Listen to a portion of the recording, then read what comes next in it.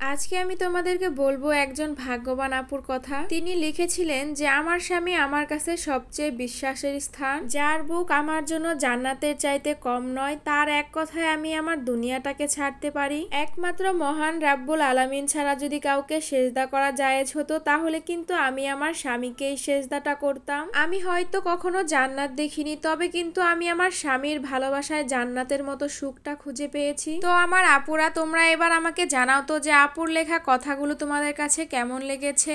আরেকটা কথাও আমাকে জানাও যে তোমাদের স্বামীর কাছ থেকে কি তোমরাও এমন ভালোবাসা কখনো পেয়েছো কিনা। তো হ্যালো এভরিওয়ান, সকলে কেমন আছো? আশা করতেছি সকলে অনেকটা ভালো আছো। আলহামদুলিল্লাহ, তোমাদের দোয়ায় কিন্তু আমরাও অনেকটা ভালো আছি। এতক্ষণ যে আপুটার কথা তোমাদের সাথে শেয়ার করলাম, ওই আপুটার মতো ভাগ্য কিন্তু সবার হয়ে থাকে না। কারণ বর্তমান যুগে কিন্তু স্বামীরা কখনোই তার স্ত্রীর পাশে দাঁড়ায় না বা স্ত্রীর মন বোঝার চেষ্টা করে না। তবে হ্যাঁ, সবাই কিন্তু এক হয় না। এখনো এমন স্বামী আছে যারা বউকে অনেক স্নেহ করে, ভালোবাসে এবং কি যত্নও করে। সত্যি কথা বলতে কি সবকিছুর জন্যই ভাগ্যটা লাগে, কারণ ভাগ্য যদি ভালো হয় তাহলে কিন্তু সব দিক থেকে সব মানুষগুলোই ভালো থাকে। আর যদি তোমার ভাগ্যটাই মন্দ হয় তাহলে কিন্তু কোনো লাভ নেই, সব জায়গাতেই তোমার কষ্ট এবং কি বিপদ থাকবেই। তবে হ্যাঁ, নিজের ভাগ্যটাকে কিন্তু নিজেকেই সুন্দর করতে হবে। জীবনে যতই বাধা বিপত্তি আসুক না কেন, সবার সাথেই তোমাকে লড়াই করে যেতে হবে এবং কি নিজের ভাগ্যটাকে পরিবর্তন করার চেষ্টা করতে হবে।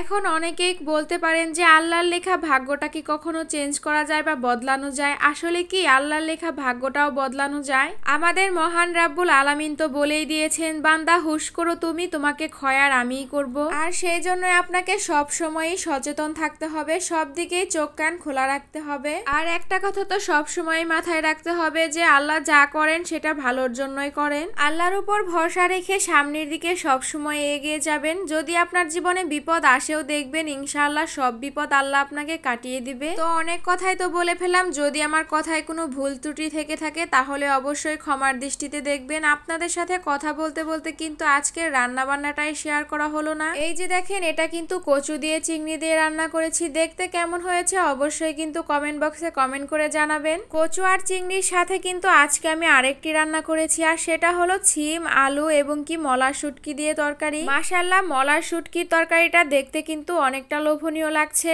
আমি কিন্তু দুইটা খাবারই খেয়ে আপনাদেরকে জানাবো যে তরকারিটা কেমন হয়েছে খেতে। প্রথমে কিন্তু আমি কচু আর চিংড়ি দিয়ে যে ভর্তাটা তৈরি করেছিলাম সেটাই কিন্তু খেয়ে দেখাচ্ছি। তো এটা কিন্তু খেতে মাশাআল্লাহ অনেকটাই মজা হয়েছিল। আমি খাবারটা খেতে খেতে এবারে তোমরা বলো যে আমার ভিডিওগুলি তোমাদের কাছে কেমন লেগেছে। আর আমার ভিডিও যদি ভালো লেগে থাকে তাহলে কিন্তু অবশ্যই আমার পেজে ফলো দিয়ে যেও, আর লাইক কমেন্ট শেয়ার করে আমার পাশে থাকার চেষ্টা করো। এবার আমি মলার শুটকি দিয়ে ভাতটাকে খেয়ে নিচ্ছি। মলার শুটকির তরকারিটাও কিন্তু মাশাআল্লাহ অনেকটা ভালো হয়েছে। তো যাই হোক, আজকের ভিডিওটা কিন্তু এই পর্যন্তই। আগামী ভিডিও আসার আগ পর্যন্ত তোমরা সকলে ভালো থেকো, সুস্থ থেকো। আল্লাহ হাফেজ।